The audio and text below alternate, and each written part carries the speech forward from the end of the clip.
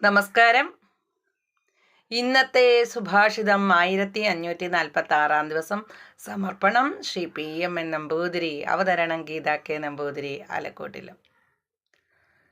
ത്രിഷു ധാമസു യത് ഭോജ്യം ഭോക്തായശ്ച പ്രകീർത്തിത വേദൈതദുഭയം യസ്തു സഭുഞ്ജാനോ ന ലിപ്യതേ.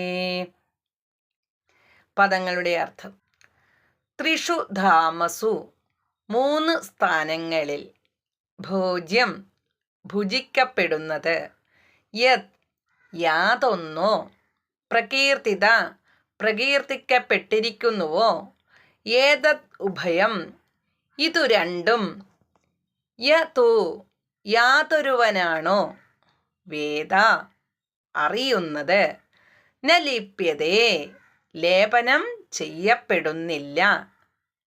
അർത്ഥം: ജാഗ്രത്, സ്വപ്നം, സുഷുപ്തി എന്നീ 3 സ്ഥാനങ്ങളിലും അനുഭവിക്കുന്ന വിഷയം എന്താണെന്നും അനുഭവിക്കുന്നവർ ആരാണെന്നും യഥാർത്ഥമായി അറിയുന്നവർ ഭോഗങ്ങൾ അനുഭവിക്കുന്നുണ്ടെങ്കിലും അവയുടെ ഗുണദോഷങ്ങൾ അവനെ ബാധിക്കുന്നില്ല.